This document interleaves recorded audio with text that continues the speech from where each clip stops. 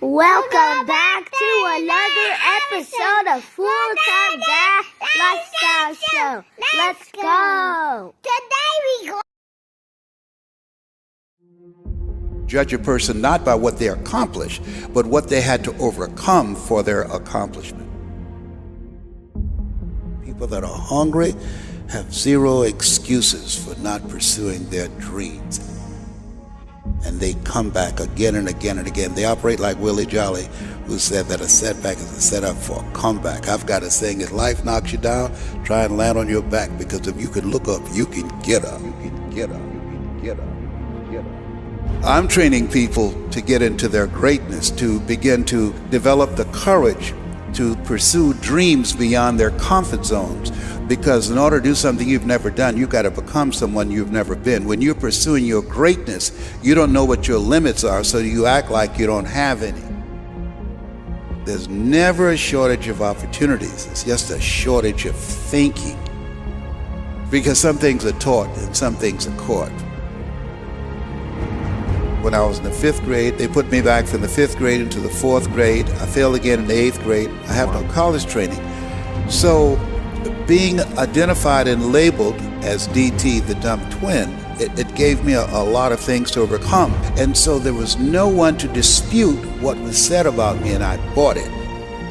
Even if you are told a lie, faith comes by hearing and hearing and hearing. You hear it often enough, it becomes your reality. Perception, not challenge, becomes real for you. Someone's opinion of you does not have to become your reality. So if you can track failure, you can also track success. You have greatness in you. I don't know you, but here's what I know based upon my own experience. You have greatness in you, that you have the ability to do more than you could ever begin to imagine. You have greatness in you. There's a presence in each and every one of us that waits and listens to the voice of the genuine in yourself. It will be perhaps the only God you will ever have or hear. And if you cannot hear it, all of your life will be spent on the ends of strings that somebody else pulls. When you recognize your greatness, no one will ever pull your strings. You are different. You were created on purpose with a purpose to manifest that purpose through you.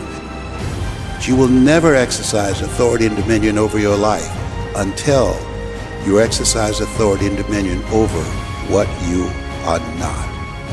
Most people go through life living the lie that has been told about them. There's something in you that's greater than your circumstances. There's something in you that's greater than the adversities that you're facing. In life, you're either in a problem, just left one, or headed toward one. You have greatness in you.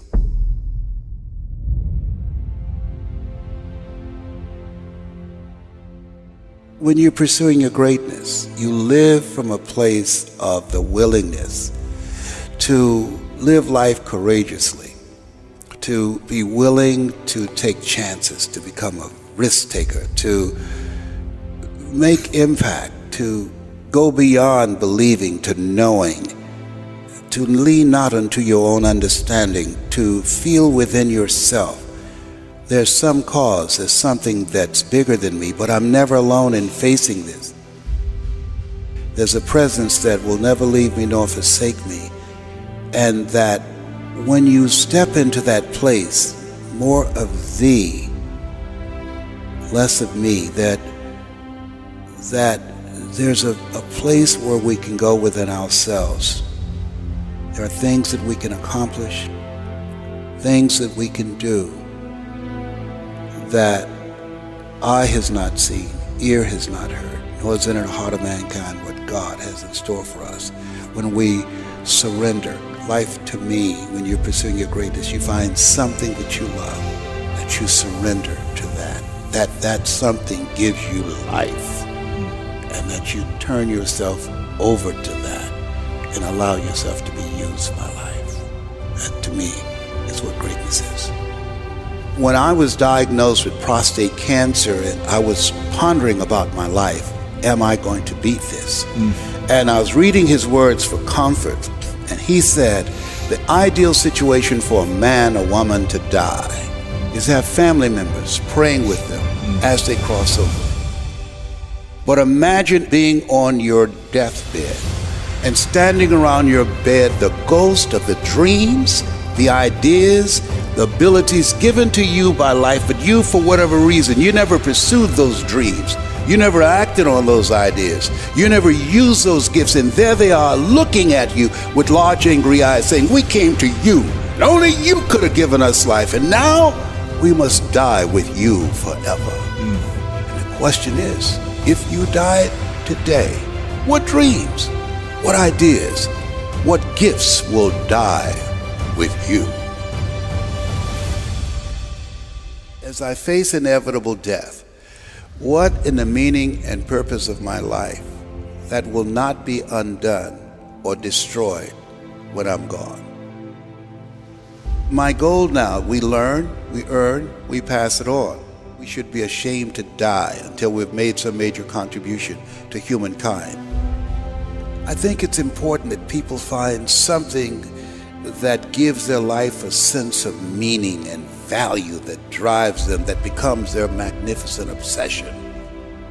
Because we live in a world where we're told more about our limitations rather than our potential, we go to our graves never knowing who we really are. How do we develop a sense of belief? What I'm hearing you say is belief is one of the most important things we can have in ourselves. It is major. It's an ongoing process. I encourage people to read at a minimum